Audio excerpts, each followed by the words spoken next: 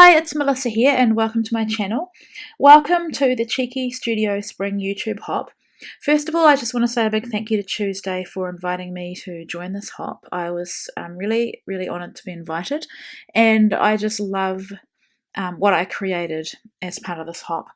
So what I'm using here is the Cheeky Florals cut file. It's a free cut file in the Cheeky.Studio shop, and I'll link it below as well as the shop.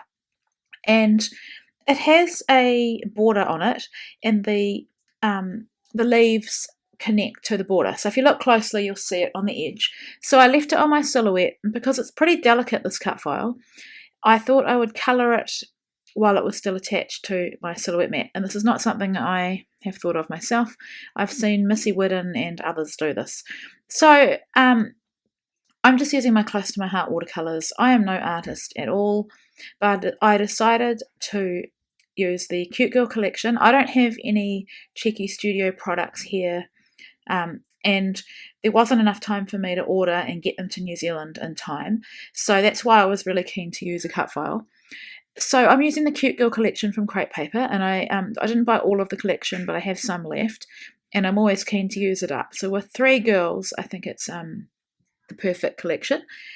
And so this looks like a hot mess at the moment. And because if you leave it on your silhouette mat, you don't have to worry about, you can go outside of the cut lines basically, because you're just going to remove that part of the cut file. That's what I'm trying to say. So I did 2 shades of yellow, 2 shades of pink, and then a couple of shades of green. And I've based the colours off that paper that I showed you at the beginning. So I have left this entire process and just speed it up dramatically, and you can see what I'm doing. One piece of advice I'll give you is to leave this to dry for a few hours. I did use my heat gun on it. You'll see what I add to it soon, but it wasn't enough to dry it off. And I did try to get it off the mat, but I think if I'd persisted, it just would have ripped. So you could almost leave it overnight, I think, which I think is actually what I did. So I was going to do some gold acrylic paint around the frame, but I was having a bit of trouble with the paint, and then I decided that it probably wouldn't look that great anyway. So that little piece of floral there, the flower was, I think I might have smudged it or something. It wasn't dark enough, so I just fixed it. And then I'm just using some blue, because I looked at that paper and thought, rather than do green around the edge, I'll do blue, which is on that piece of paper that has all the colours on it. So I like the fact that watercolours aren't perfect. You can just paint away, and the imperfection actually looks good. So then I decided to add some gold Heidi Swap Colour Shine and just splatter it all over. And I'll be honest, that's actually what took a long time to dry. So that's the reason I left it. So while that was drying, I thought I'd just show you what I'm going to be using, or what I thought I was going to be using. So a lot of these are just scrap pieces of paper. I've still got quite a lot of the ephemera pack left, a few of the cutter parts, some of the scallops that I just hand cut out of that piece of paper there.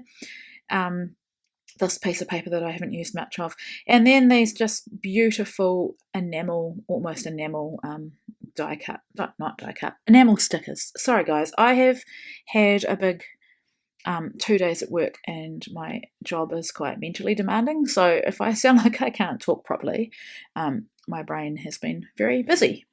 So here I'm showing you the whole process of removing it from my silhouette mat, and my silhouette has been playing up a bit with the blade. I probably need to get a new blade, but there were some bits that didn't cut that well, but it's not the cut file's fault, it is totally the blade. So it's a pretty delicate cut file, like I said, and I've left, I think, some of this process in too, so you can see how I managed to get it on the page. Now, it's not perfect when I look at my page. It's not perfectly lined up so that there's equal distance around the entire square. Because once you wet a piece of paper, this is just American Crafts cardstock, it's not watercolour paper. In retrospect, I should have cut it on watercolour paper, but I didn't. So it's not, it doesn't cope that well with the amount of water that I put on. But this is how I did it. So I just put a little glue dot in the corner, and then just lined it up. Made sure I kept pressing around the edge of the entire cut file to make sure I got it as perfectly square as I could, because I knew that I wanted to machine stitch around the edge, and so I need a straight edge, and I didn't want any sort of bunching up of the paper, if that makes sense. So then I added a wee dot of glue at the stem of each flower, and also, as you can see, in the middle of that frame. At this point I wasn't sure about which way I was going to position it, but that's my photo. That's my daughter Azaria, so she's my second. We've got 4. I've got a boy and 3 daughters, for those of you that haven't met me or that don't know me. So there I have done the stitching, and yes, it's the next day, and that is my robe. I've had that robe since I was 14. I love it.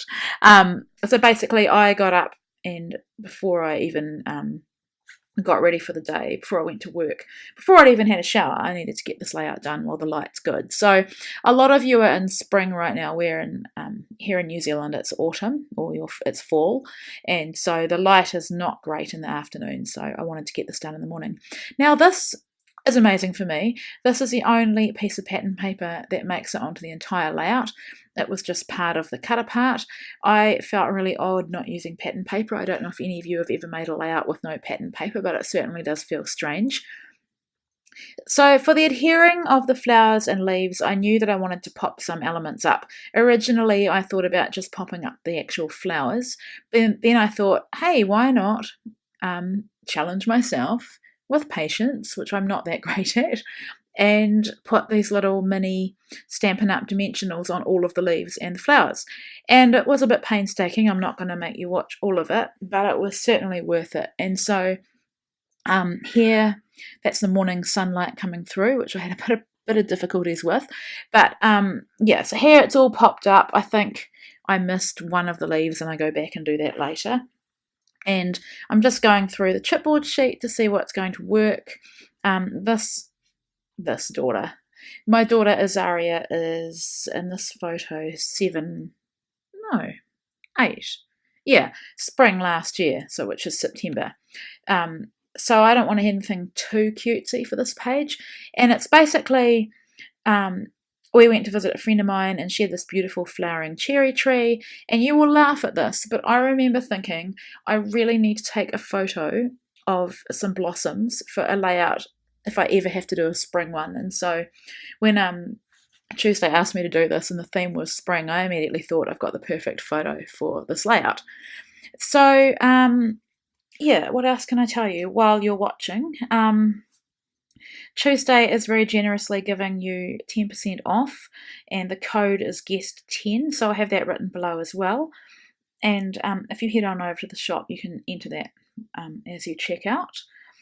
Also, before I forget, after you have watched this video of me, you can head over to the link below to Moira O'Reilly, and you can see what amazing page or project she has made.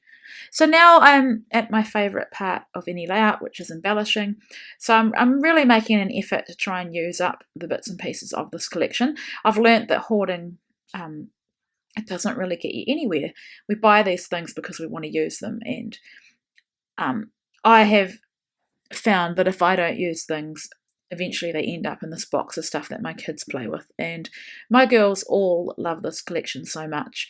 And so, yeah, I made an effort to use as much as I could, within reason, because I really wanted the florals of the cut file to be the feature of this page as well as the photo.